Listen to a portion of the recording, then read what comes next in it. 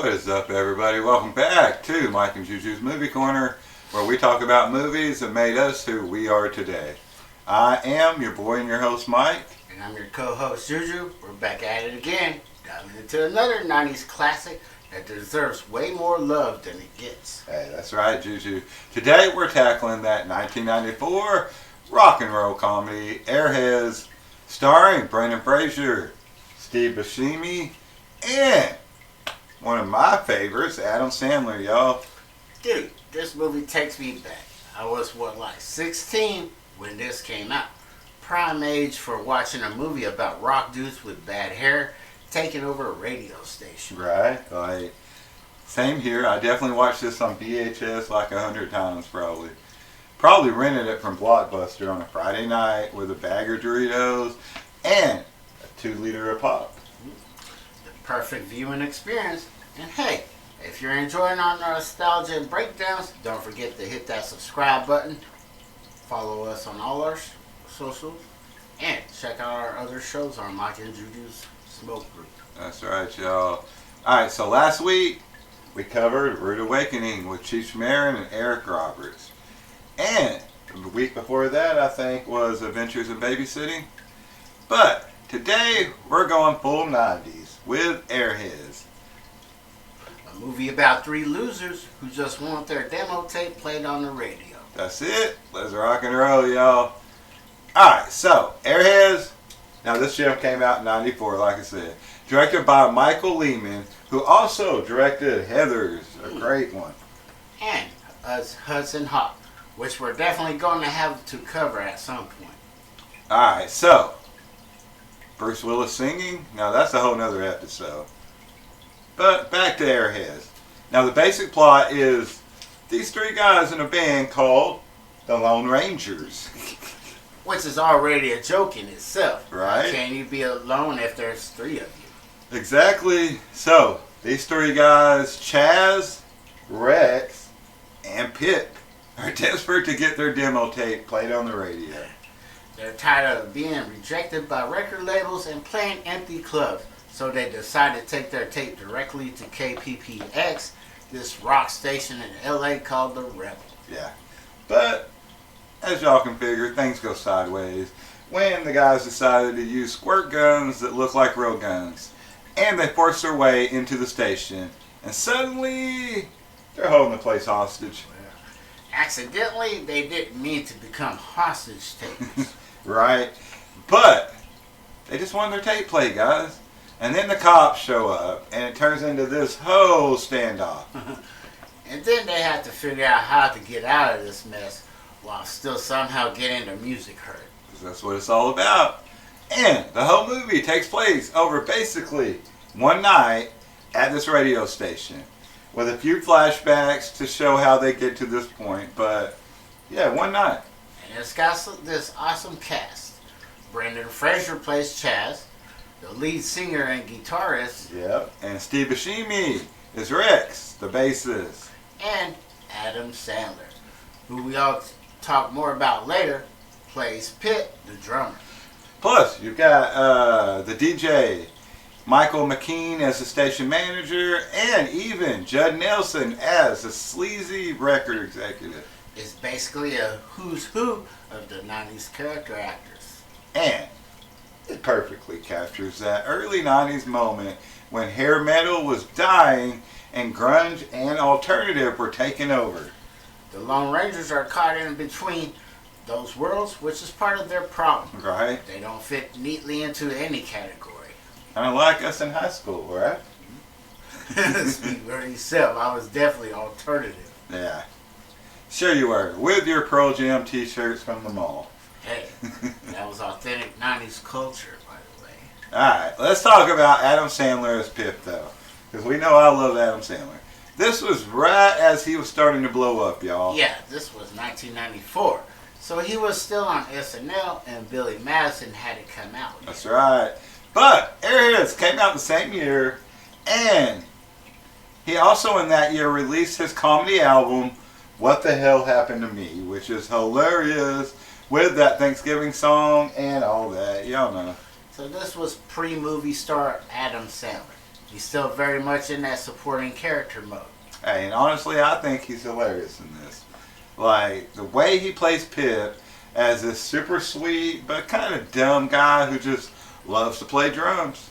Yeah, definitely classic Sandler delivery on that one. And the way he gets so excited when people start calling into the station to support them.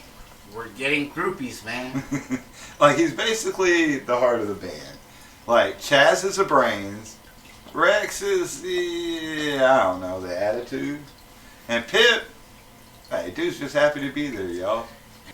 And he's got some of the best visual gags in the movie. Yeah, like, it's really interesting to look back at this performance knowing what Sandler would become after this. Like, this is before he really developed that Sandler persona that made him who he is today. Yeah, and he's not doing the angry yelling thing or any weird voicing. He's just playing this kind of innocent guy who happens to be a drummer. Yeah, and he's got some great chemistry with Fraser and Buscemi. Like, you totally buy that these three guys have been playing in a band together for a long time. Pip is definitely the most loyal of the three. He never questions Shaq's leadership or decisions. Yeah, he's just along for the ride. Like, we're playing a gig, cool. We're holding people hostage, also cool. Exactly. He's the ultimate sidekick. Right? Alright, so we've got to talk about how this movie perfectly captures that early 90s rock scene. Absolutely. This was such a weird transition period in music. Hair metal was on its way out. Rest in peace. Grunge was taking over, and there were all these bands caught in between trying to figure out where they fit. Yeah, and the Lone Rangers are exactly that, y'all. These guys who still have that long hair and leather, but they're trying to be more authentic and less glam. The movie really nails the look of that era. The flannel shirts, the ripped jeans, the combat boots. Yeah, and those music references are spot on. Like, Buscemi delivery is perfect to me. And they got all three these jokes about bands that were huge at the time. Like when they keep saying, who would win in a wrestling match, Lemmy or God? Like, that's a trick question anyway. Is Lemmy not God? Alright. But anyway. Then there's that whole subplot about the station changing formats from rock to easy listening, which was actually happening all over the country at that time. Yeah, like, radio rock was dying out. And you had all these corporate conglomerates buying up all these stations and homogenizing the format. You know what I mean? The movie is basically about the death of rock and roll culture. If you think about it, these guys are fighting for the world that's already disappearing. Right?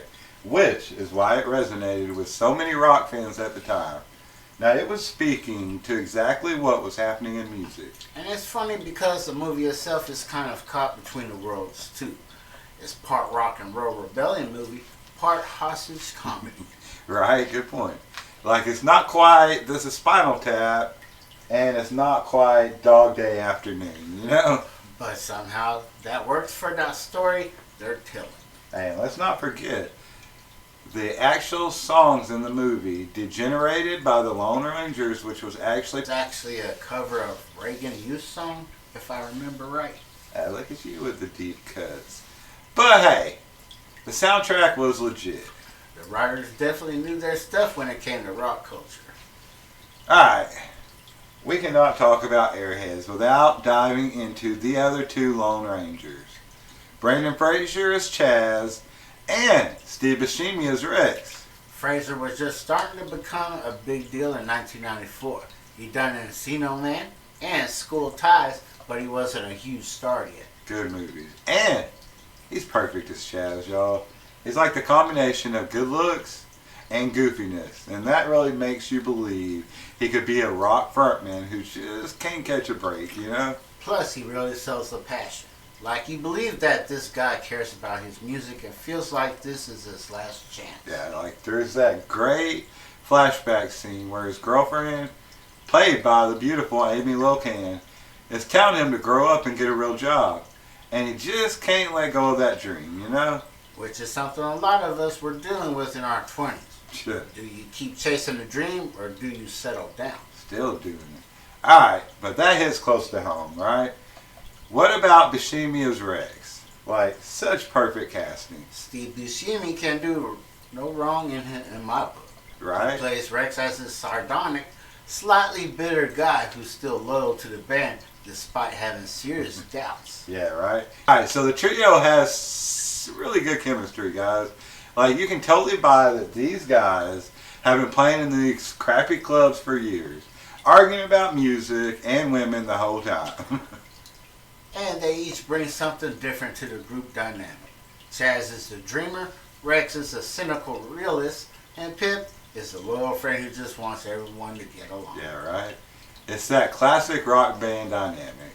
Like, every great band had those personality types, right? Totally. And it's interesting to look at Fraser's and Buscemi's careers after this. Fraser went on to become this big action adventure star with the Mummy franchise. And then had that career slow down. But like now he's having this amazing comeback with movies like The Well and Killers of the Flower Moon. Both great. The Renaissance. Right? And Buscemi just keep being Buscemi. Working with the Coen brothers, doing Boardwalk Empire. Great. Love it. But they're both really perfect in these roles. Like, it's a reminder of what versatile actors they both really are. And how sometimes the perfect casting just comes together at the right moment. Right? Alright, let's get into some of our favorite scenes and quotes from Airheads. Because this movie is endlessly quotable, y'all. Oh man, where do we even start? I've got to go with the water gun reveal. Yeah, when the cops find out they've been holding people hostage with squirt guns. Like, these are water guns. What about when they're trying to prove they're real rockers by asking them questions? Who would win in a wrestling match? Lemmy or God?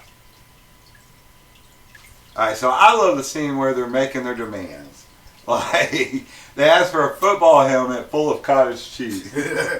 And naked pictures of B. Arthur? Yeah.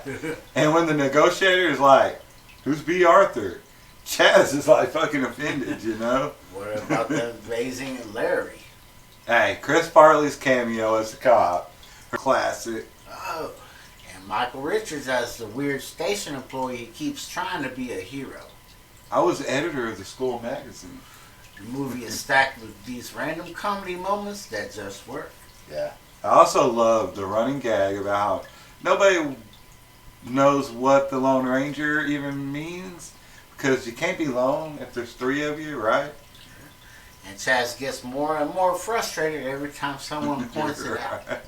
Alright, so what about the ending when they get saved by all their fans showing up to the radio station? The whole sequence is so 90s in the best way. The crowd of the Headbangers and alternative kids all coming together. Right? And then they play their song live on the air while getting arrested. Pure rock and roll fantasy fulfillment. Yeah. So this whole movie is like a love letter to rock and roll misfits. Exactly. It's for everybody who ever dreamed of being a rock star but didn't quite make it. Right? So this movie really does have a killer supporting cast beyond the three main guys. Seriously, when you look back at it now, it's packed with people who were either already big or would become big later. Right? Let's start with Joe Mantegna as Ian, the DJ. Like, he brings this perfect, world-weary quality to the road. Totally. You believe that this guy used to be a true rock and roll DJ, but has been beaten down by the corporate machine. Right? And his relationship with Chaz, I mean, it's like interesting because he starts out annoyed, but then he becomes kind of a mentor figure. That scene where he tells Chaz, I used to be like you. And then later in this, baby, I still am like you. Right? It's actually kind of touching. And then there's Michael McKean as the station manager who's trying to change the format. Michael McKean from This Is Spinal Tap playing a guy who hates rock and roll. Where is that? The irony. Right? Such perfect casting, y'all. And David Arquette. You can't take this bass, man. That's his tool. That's his livelihood. Exactly, in that David Arquette voice, though. And And we already mentioned Chris Farley's cameo, but let's not forget about Judd Nelson as Jimmy Wayne, the record executive. Yeah, talk about perfect 90s casting. Like Judd Nelson from The Breakfast Club as a sleazy A&R guy. He's so perfectly hateable in this role when he calls their music ear rape. Yeah, and Harold Ramis shows up as a negotiator. Like Ghostbuster himself. Plus Ernie Hudson. So that's 2 Ghostbusters in one movie. Right? And don't forget a young Nina Samasco as Susie, the girl who's in the pit.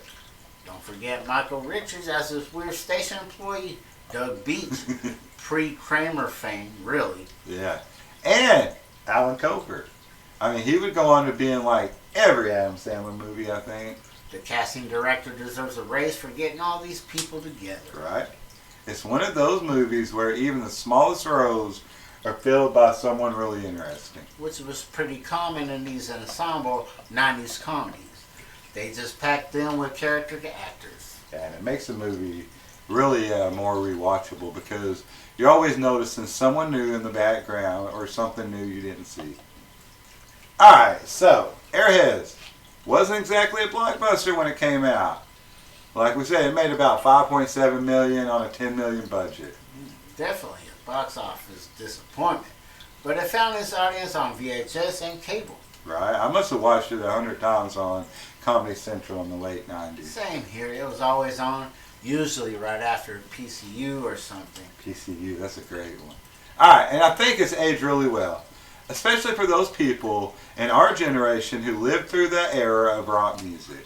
It became this cult classic, especially among musicians and people who were into rock in the 90s. Yeah, I've talked to actual working musicians who say this movie gets so many details right about being in a struggling band. Like what? Well, I mean, like the way they're constantly fighting with each other, but they still have a deep bond. Like the terrible gigs in empty clubs, the day jobs that they fucking hate. In the mixture of ambition and delusion, you need to keep going when everyone tells you to quit. Right? Or how they keep changing their name and their look to try to fit whatever's trendy. Interesting to look at this movie in the context of director Michael Lehman's career too. After the brilliance of Heathers and then the disaster of Hudson Hawk, this was kind of a middle ground. Yeah, critics were mixed on it too. But I think the time has been kind to Airheads, y'all. It's one of those movies that captured a very specific cultural moment that a lot of people are nostalgic for now. Yeah, the early 90s rock scene was really vibrant and weird and transitional. And the movie works as this time capsule of that moment, both musically and culturally. Yeah, plus it launched or at least boosted the careers of a lot of people. Like early Adam Sandler, pre-superstardom Brandon Fraser. And it's got all these connections to other 90s movie shows. Like I said, 2 Ghostbusters are in it. Yeah, and I also think it works as this generational statement. Like these guys are basically slackers who refuse to give up on their dreams. Very Yeah. Gen X in that way. Right? Exactly. They're cynical, but still idealistic underneath it all.